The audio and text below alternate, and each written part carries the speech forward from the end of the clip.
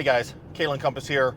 I'm a published author and coach, and what I want to talk to you about today is how to forge your world, how to change your reality. A little history about me, why I have some authority to speak on this. I graduated college, went on to become a male dancer for 6 years, lived an absolutely crazy lifestyle, did all sorts of things most men only ever dream of, and decided that wasn't for me anymore. Burned my life down, went through an incredibly hard time, nearly declared bankruptcy, and ended up discovering some things on how to change my life. Now I've moved out from Texas to Idaho, and I really get to live my dream life. I coach other men, I have online programs and things like that. And so I want to help you guys out there figure out how to change your reality and use some of the tools and tactics that I have in my book that I'll talk to you about on how you can forge your reality. So this is my fifth pillar in my book, and it's one of the steps that I went through. I had to figure out how to change my reality, because the problem for most men is they're operating off of other people's realities, that you've adopted these things. You've adopted the reality of people that you're closest with, your peers, your family, your friends, your co-workers, whatever it may be. And so you feel certain about how the world works. But let me give you a little bit of a challenge here. Have you felt so certain about how the world works, and then at some point you found out there was a big lie in your life? There was a big non-truth. If you're anything like most people, you've experienced this before. And so I would ask the question, if this is possible, that this could happen once, couldn't it be pernicious in your whole life that the world doesn't work as you may think it does, and that the rules of the game that you're applying right now may not be the rules of how life has to be for you? So there's another way to live, and you can really change your reality by starting to say, you know, in my reality, here's how things work. And this is a choice. This comes down to a decision. So a little backstory here.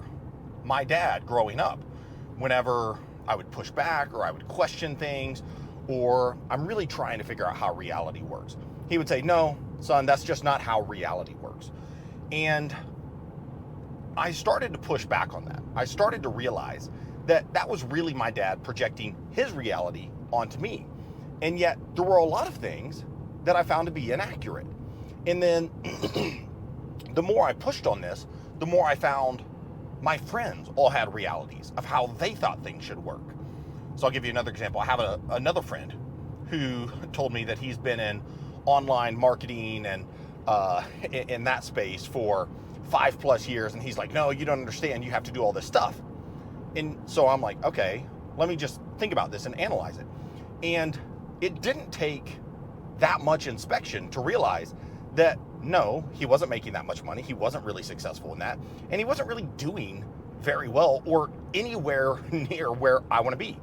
So it was really easy to go out and find other examples of people who are where I want to be, who are far more successful, and who have not done things the way that he said that game works.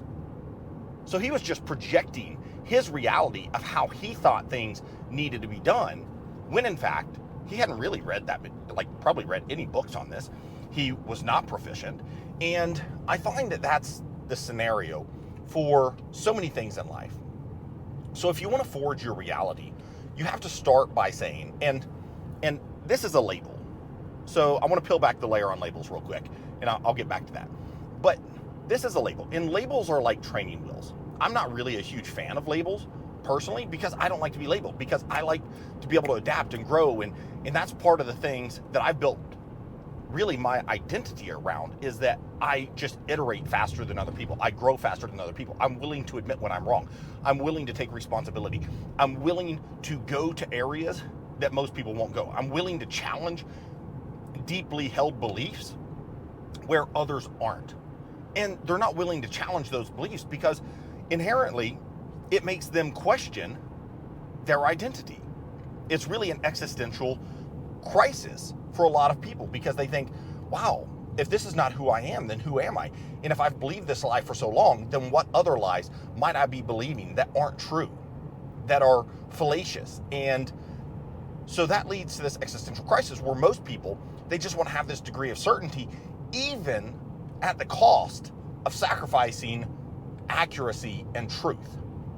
And I personally don't build my identity around that. I want to iterate faster than others. I want to get to the truth faster. And what I realize is that even though I read 50 to 150 books a year, depending on the year, I just know the tip of the iceberg, man. I barely know anything. And there's so many people out there that haven't read a book in 10 years, yet are so certain about how the world works. They're so certain about their experience. And what I know is that there are a lot of areas there for growth and opportunity. And challenging those beliefs, challenging the things that I think are true, is how I get past those so that I can do bigger, better things faster. And so that's part of forging your world. So to forge your world, you can just start by giving yourself a label. Well, that's not my reality. Somebody says, oh, I've got to work 80 hours a week to make X amount of money. Well, that's not my reality. There's plenty of people that work, 10 hours a week and make millions. Dan Coy's a great example.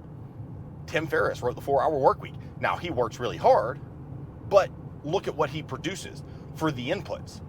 And that's the process of getting leverage. And leverage is a big word that I talk about on this channel and talk about with everybody, because the more that you get leverage, the more you can do in life. So you've got to have leverage in your relationships. If you have a wife or a partner, well, you need leverage. How do you get leverage?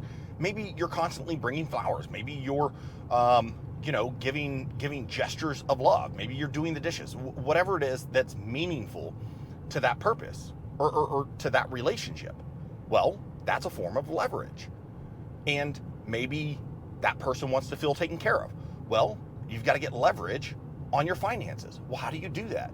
You're not going to do it by working a job 80 hours a week. I mean, maybe you are, and maybe that's the route that you want to go. But if you start the idea of forging your world saying, maybe this isn't true. Maybe I can have the financial freedom that I want only working 20 hours a week.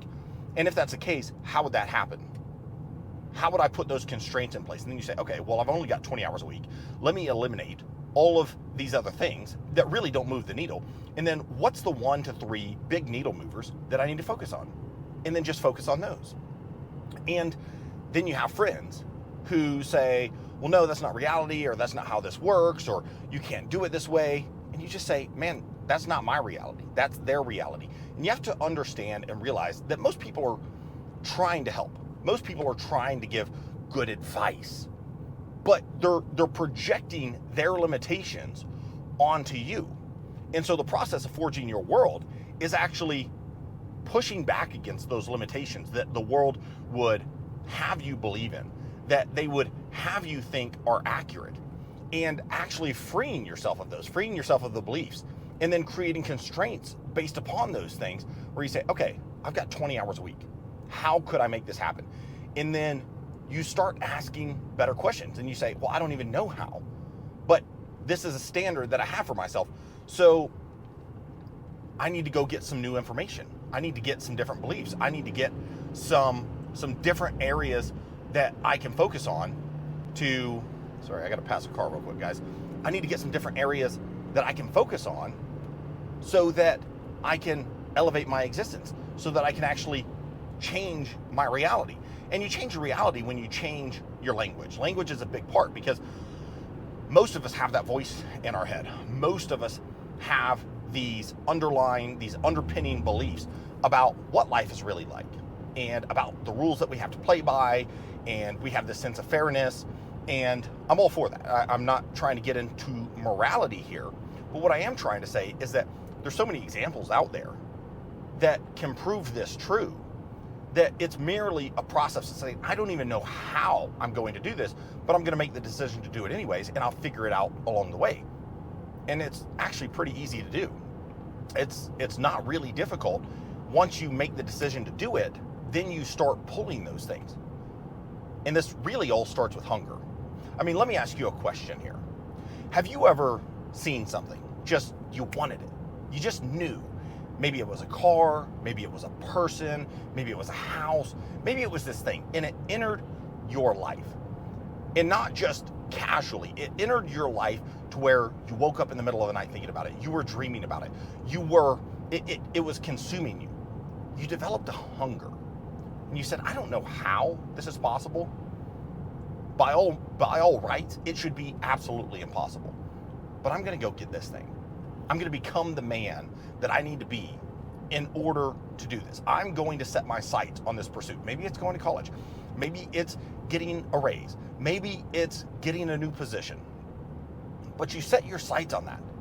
And it all starts with hunger. It starts with hunger, and then it transforms into how you're communicating with yourself. It's like, I don't know how I'm going to do this, but I'm going to do it. You're telling yourself when you're in the gym, I don't think I can do this next rep.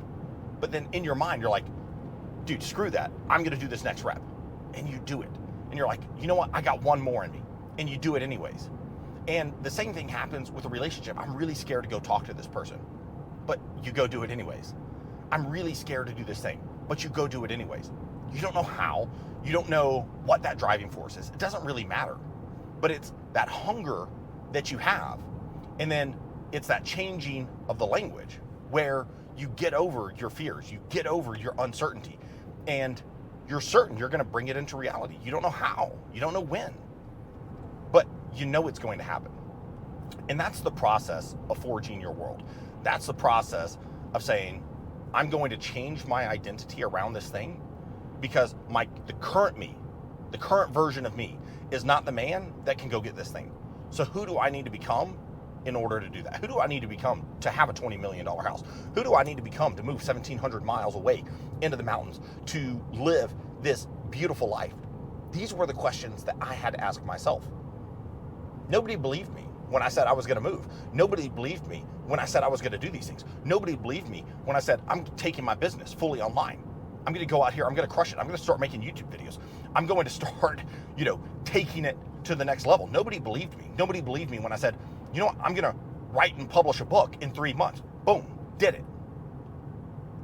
I didn't know how I would do it. I just knew I was going to do it. I sat down and I said, okay, what are the steps? What did I go through? And if you'll do this exact same thing, I guarantee you'll get a similar result. I guarantee you that you can do far more than you know, and people will doubt you. You'll doubt you. But that's okay. I was scared. I doubted me. I didn't know that I could do the things that I could do. But I just said, here's what I'm doing. I've made a decision. Doesn't matter. And I figured it out.